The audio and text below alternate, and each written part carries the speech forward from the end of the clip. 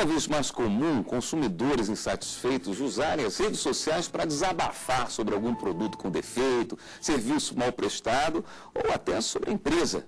A liberdade de expressão é um direito fundamental, garantido pela Constituição, mas qual o limite na internet? A liberdade digital é o tema desta edição do Fórum.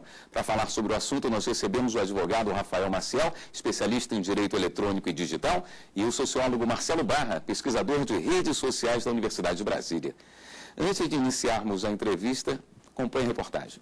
O terreno é virtual, mas o medo é de que a ameaça seja real. Eu nunca esperava isso fosse acontecer. Isso era coisa de filme para mim, de novela. Então, imagina, se isso aconteceu de uma forma virtual, com certeza eu estou exposta a outra coisa, uma situação real mesmo, saindo de casa, vindo trabalhar, com certeza você acaba sendo exposta a isso, né? A escritora e jornalista prefere não se expor. Foi vítima de ameaças e ofensas em mensagens postadas em um blog de sonetos dela e até no endereço do e-mail pessoal, que ela acredita que tenha sido invadido. Agora eu estou salvando tudo, né? Guardei tudo comigo. Criei um novo blog, aquele antigo eu deletei. Criei um novo blog, tenho novos seguidores, novas visualizações. E assim, acho que tudo vem para um aprendizado, né? Então agora eu estou mais resguardada nesse sentido. A escritora foi vítima de alguém que parece não conhecer os limites de como se expressar e aí acaba invadindo o espaço que é do outro. No Brasil, todo mundo sabe, o direito à liberdade de expressão é comum a todos. Mas quando o assunto é internet, mensagens postadas, redes sociais, será que não deveria haver um limite para essa chamada liberdade digital? Que pese a Constituição garanta a liberdade de expressão, você não pode sair por aí desferindo palavras, né, que atinjam a honra do próximo, né? Eu acho que cada um tem que respeitar o espaço de cada um. Se você gosta, não gosta, acho que cada um, entendeu? Você respeita. Se você não gosta, não lê. Mas nem todo mundo tem essa percepção. Há casos de gente que exagera ao criticar a empresa que produziu ou vendeu uma mercadoria, ou mesmo aquela que prestou um mau serviço. Tem funcionário que chega a denegrir a imagem da empresa onde trabalha, dos colegas de serviço ou até do próprio chefe nas redes sociais. Tudo por causa de desavenças na rotina de trabalho. Quem foi vítima acha que é preciso avançar mais rápido nas punições para quem comete esse tipo de crime no mundo virtual. Nessa era digital, acho que está mais que na hora, né, de agilizar esse processo, de fazer em leis, enfim, que voltem para isso. Existem leis em andamento, né, em projetos ainda, mas nada efetivamente. Ou seja, quando acontece com você, é que você sente mesmo a necessidade, porque, poxa, não tem nada que me resguarde aqui. Bom, eu gostaria de começar com o doutor Marcelo Barra. Marcelo, liberdade de expressão a qualquer preço na internet? A liberdade de expressão na internet, ela é regulada pelo comportamento que se tem na sociedade em geral.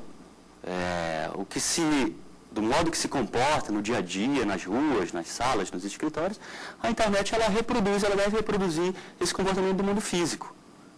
Esses direitos fundamentais, Rafael, estão todos aí, estão todos na Constituição. Qual a dificuldade de se utilizá-los nas redes sociais, por exemplo? Existe uma necessidade, no seu entender, de uma legislação específica para a internet? Não, nesses casos de difamação, de crimes contra a honra em geral, não há necessidade de uma legislação específica. Como até o professor Marcelo disse, o que as pessoas devem se portar na internet é da mesma forma que se pode no mundo físico. E para isso já existem legislações próprias, já existe uma Constituição Federal que prevê os limites, que prevê as garantias e os direitos fundamentais de todo mundo. Então, para esse assunto não era necessário uma legislação específica. Agora, existe uma sensação de que na internet tudo pode, né? É verdade, William. A internet, ela liberou as expressões humanas.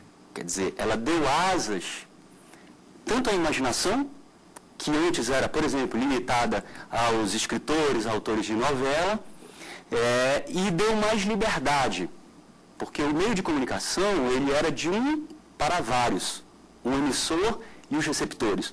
Hoje o emissor, ele também é receptor e é de dupla mão, vai e volta. Ele fala e ele ouve. No seu entender, as pessoas estão sabendo lidar com essa liberdade? Essa geração que hoje usa bastante a internet, ela está preparada para utilizar esse mecanismo que amplifica a sua voz? A questão do saber se está usado, William, é um pouco a sociedade que debate isso. É uma questão de valores. Os valores não são estáticos, eles mudam de acordo com o desenvolvimento da sociedade. O fato concreto é que as pessoas têm usado cada vez mais essas novas tecnologias. E muito mais ainda os mais jovens, os que estão entrando na adolescência, enfim. É uma tecnologia, um meio cada vez mais difundido e cada vez mais usado. Ou seja, é um meio que influencia muito mais o comportamento da sociedade mais ampla. O senhor disse que a sociedade regula. Aí eu vou puxar para o lado jurídico aqui. Se não existe uma legislação estabelecendo limites, a coisa não fica meio perto do caos? Na verdade é o seguinte, hoje as pessoas, elas, na verdade os comportamentos que estão acontecendo na internet, talvez não estão tão se atenando, que são os mesmos na vida física, na vida presencial, e que lá e que às vezes você tem, por exemplo, em casa, algum determinado padrão de conduta que você obedece e segue. Você tem aquele respeito ao próximo, evita de falar determinadas coisas. E você leva isso para a internet achando que lá não existe regulação. O que talvez é que nós não estamos educados ou preparados para entender que a internet não é um mundo sem lei. Essa lei, tantos comportamentos sociais, esse contrato social que nós temos no mundo físico, vamos dizer assim, e eles se aplicam na internet da mesma forma. Mas por que essa sensação, então? Eles se aplicam, mas a lei está alcançando? Acontece, a lei alcança, a lei está alcançando, a lei ela pode alcançar sim, nós teremos alguns problemas eventuais e pontuais de produção de prova, mas é plenamente possível produzir a prova. Aliás, na internet é muito maior, porque lá na internet nós documentamos tudo, a gente pensa, a gente documenta. Isso é uma rotina das redes sociais, por exemplo. A sensação dessa insegurança não é por uma falta de legislação. A sensação de insegurança, talvez, não de insegurança ou de falta de legislação de que é o mundo anárquico, talvez foi porque a internet surgiu nesse movimento e as pessoas... Primeiro que ela tem uma facilidade de escrever, né? A gente já tem aquela facilidade desde quando a gente escreve carta, a gente não tem coragem de falar pessoalmente para uma pessoa aqui, a gente escreve a carta. E a internet já veio com isso, tudo é na mão, então sai mais fácil a sensação, a internet foi criada com essa noção, essa ideia de que é um mundo livre e tudo, e as pessoas ainda não conseguiram perceber que era só o meio que é diferente, é o meio digital, mas trata as mesmas relações humanas que tratam no mundo físico.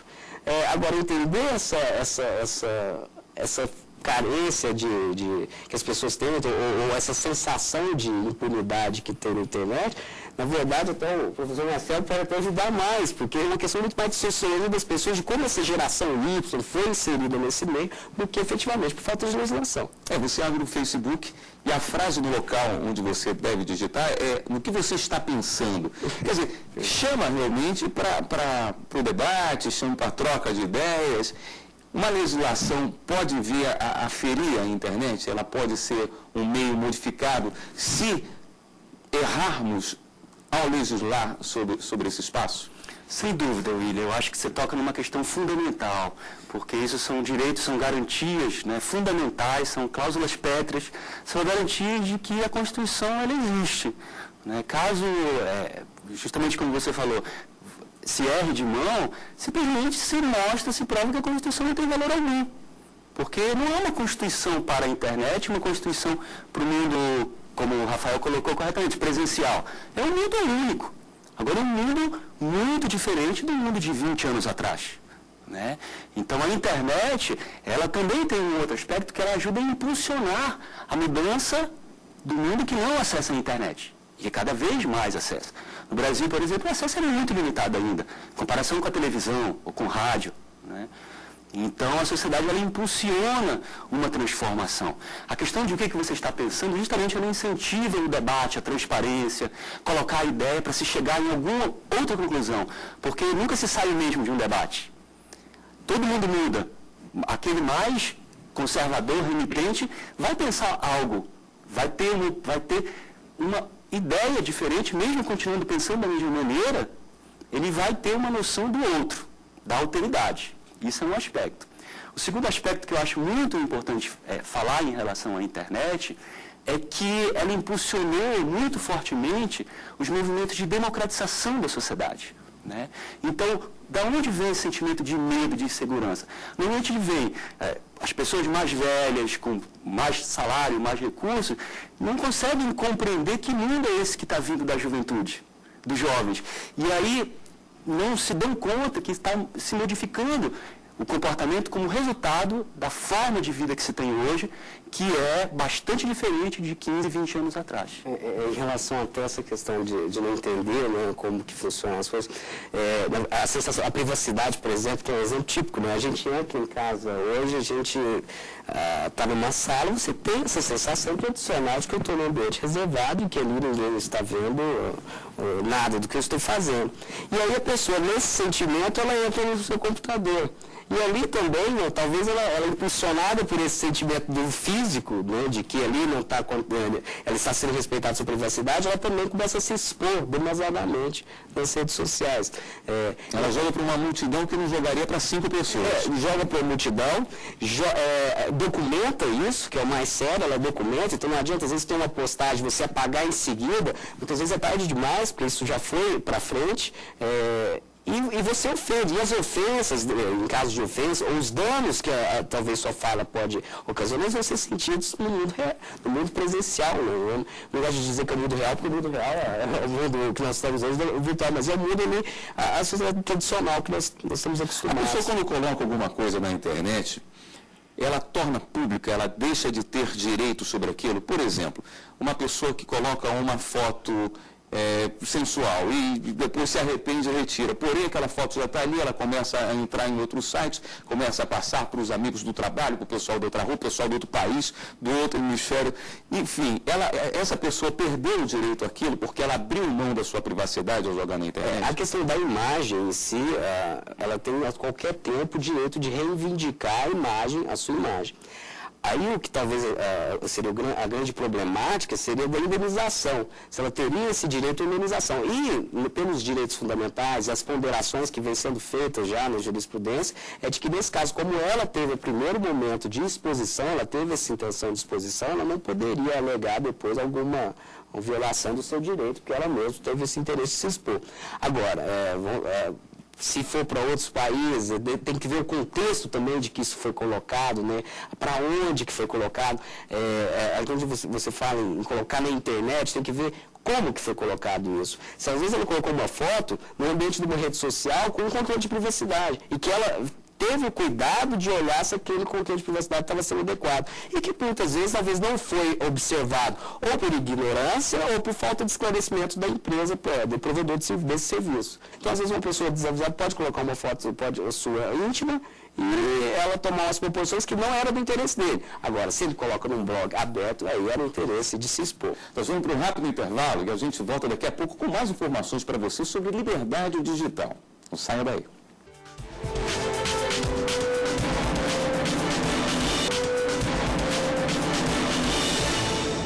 Estamos de volta. O Fórum de hoje discute liberdade digital. Conosco o Rafael Maciel, especialista em Direito Eletrônico e Digital, também Marcelo Barra, pesquisador de redes sociais da Universidade de Brasília. Nós vamos abrir esse bloco falando sobre um exemplo dado no início do programa. As pessoas estão utilizando muito as redes sociais para reclamarem de produtos ou de empresas. Eu gostaria de saber do Rafael, como é que as empresas estão reagindo a isso? Cabe uma indenização por ofensas à empresa? O pessoal do marketing deve estar ficando maluco com isso, né?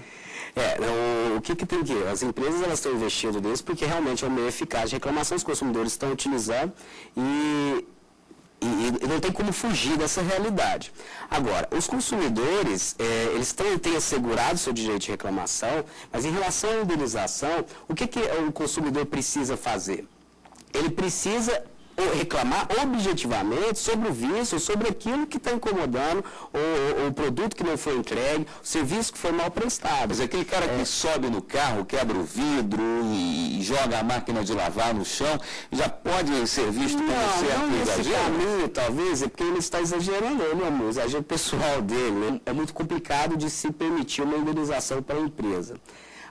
O que é difícil você traçar esse limite aí entre o direito da expressão dele, num caso desse, com o direito à proteção da imagem da empresa. Teria que se ver caso a caso, concreto, mas para exemplificar o que é um exagero do consumidor, é quando ele reclama do vício do produto e daí ele passa a, em vez de reclamar objetivamente, ou seja pelas redes sociais, ou ir no PROCON, ou utilizar as vias judiciais, ele começa a falar que os colaboradores daquela empresa são ladrões, estelionatários, que o dono da empresa não vale nada. Aí ele partiu para uma parte que ele tocou na esfera íntima daqueles funcionários e dependendo do que for feito, a gente não pode imaginar todas as situações de reclamação que podem surgir, talvez se a imagem da empresa ficar ferida, mas que seja numa forma que a liberdade de expressão dele também tenha sido feita de uma maneira prudente, talvez aí abriria esse direito à indenização. Nos outros casos, não. Quem são as principais vítimas da internet hoje?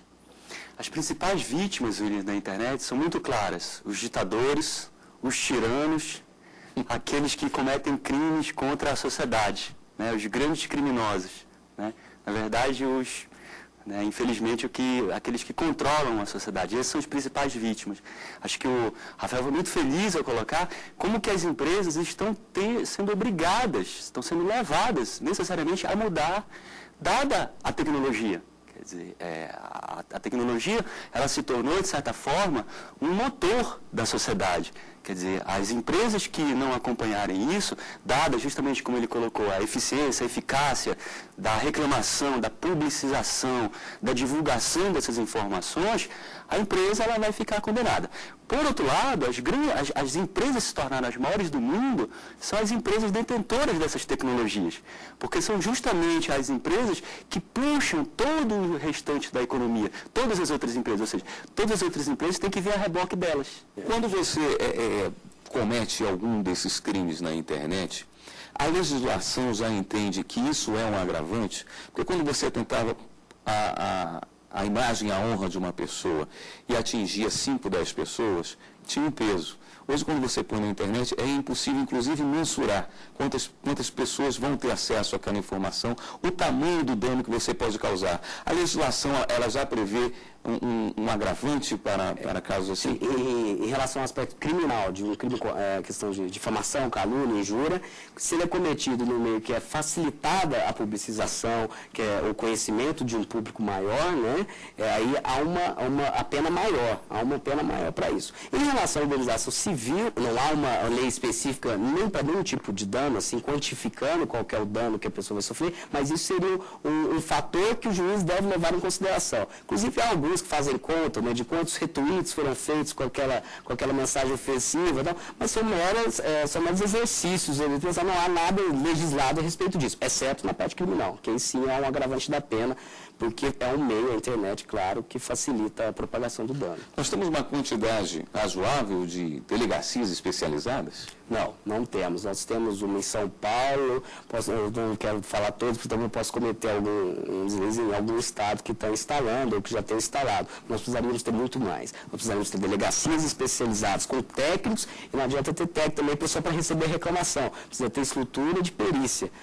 É preciso que invista o Estado em estrutura tecnológica mesmo para que faça as investigações. E o judiciário também. Tem que haver um judiciário preparado para entender essas provas digitais que são feitas. Não adianta a gente produzir uma prova, fazer uma perícia e depois levar para a justiça e lá nós estamos acostumados a fazer perguntas e audiências para pessoas. Nós vamos ter que saber fazer quesitos e perguntas para a máquina. Nós não estamos preparados ainda para entendermos esses novos crimes que vão acontecer de maior ou menor poder ofensivo, como, por exemplo, o cyberbullying, como essas brigas que são anunciadas nas redes. Elas estão acontecendo mais rápido do que nós estamos nos preparando para coibi-las. E se elas devem ser coibi-las, né? Qual é a sua visão, professor? Sim, William. As representações, a forma que a gente compreende a realidade, ela é sempre atrasada, ela é sempre retardatária em relação à realidade concreta. Mas, por outro lado, um ponto muito importante em relação a isso é a necessidade da universidade rever os conhecimentos que são ensinados, são educados para os estudantes, porque muitas vezes são conhecimentos ultrapassados, que não explicam mais a realidade, se tornam conhecimentos obsoletos para se compreender, em primeiro lugar, e para agir na sociedade. Então, a educação, A universidade, ela precisa se transformar diante dessa mudança, essa transformação enorme que a tecnologia, que a internet, que as redes sociais propiciaram para a sociedade. E, infelizmente, a universidade não tem conseguido avançar. Ela ainda está marcada por antigos paradigmas muito atrasados que justamente prejudicam o avanço do Estado, prejudicam o avanço da compreensão e até o avanço da compreensão do fato concreto, da realidade. O judiciário, então, é um grande desafio, né? Porque a velocidade desses mundos são bem diferentes, né? O judiciário ele tem um desafio, mas ele não pode se esquivar em situação nenhuma, ainda que se entendam que há uma necessidade de uma legislação específica, que não é o meu entendimento, o judiciário não pode se esquivar. Ele tem que julgar os casos que são colocados à apreciação dele. E para isso, ele talvez comece a ter um bom senso de buscar as informações tecnológicas, porque não adianta nós queremos aplicar a letra fria de uma lei já existente também ao mundo digital sem entender os aspectos tecnológicos, porque aí nós podemos cometer graves danos à estrutura da internet e aí sim a internet poder sofrer um risco de cerceamento indevido. Nós tivemos há pouco tempo, quando falamos de judiciário, você pode falar 3 anos como pouco tempo. A internet em 3 anos muda tudo, né? Nós tivemos uma discussão, não foi exatamente há 3 anos, mas há pouco tempo, de como lidar com as redes sociais, com a internet de uma forma geral, nas eleições aqui no Brasil. E parece que uma saída, pela dificuldade de entendimento, de se legislar sobre esse campo, foi colocar a internet mais ou menos na carona da televisão. E podem ser vistas como primas aí, ou isso é uma grande falha? Acho que tem vários aspectos, no meu entendimento, para ser visto. Em relação à propagação de conteúdo, hoje a televisão, inegavelmente, ela atinge o maior público. Agora, a internet também ela está atingindo um grande público cada vez mais, só com um conteúdo que fica perpetuado e de acesso imediato. Ainda, não sei, acho que talvez não se dá para comparar imediatamente os dois para questões jurídicas específicas. E mesmo nesse caso das eleições, se deve adotar assim, a mesma compreensão.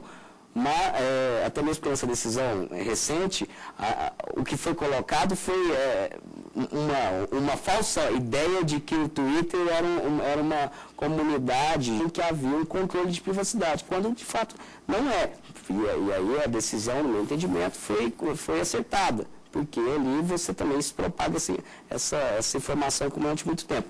Agora, se isso deve ser objetivamente comparado com a televisão para regulação, acho que ainda tem que caminhar com um pouco mais de calma e serenidade nesse sentido. Nós podemos pegar alguma legislação, importar alguma legislação? Existe algum país que já está tratando a internet de uma forma mais interessante do que tratamos hoje aqui no Brasil? É complicado a gente falar assim, de tratar a internet, né? Porque o que nós temos são projetos, às vezes, específicos em vários países. Nós temos os Estados Unidos, que teve discussões de sopa, pipa, mas ela não tratava de propriedade intelectual. Nós temos um agora que trata de crime, da investigação criminal. Temos algumas coisas de privacidade importantes no Canadá, na Europa, mas são pontuais, tratando a internet como pontual. O que seria preciso é uma discussão global. Se comenta que a internet tem um comportamento diferente no Brasil pelas próprias características do povo. O senhor concorda com isso? Sim. Todas as sociedades, elas são desiguais e combinadas em relação às outras.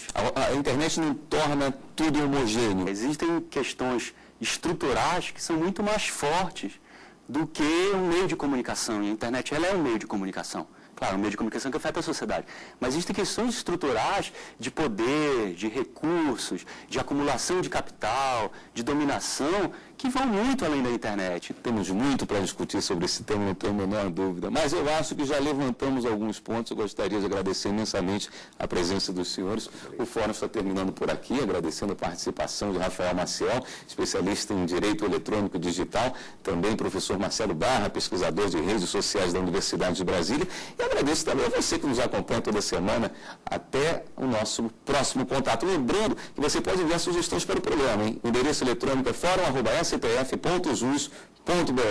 Até a próxima.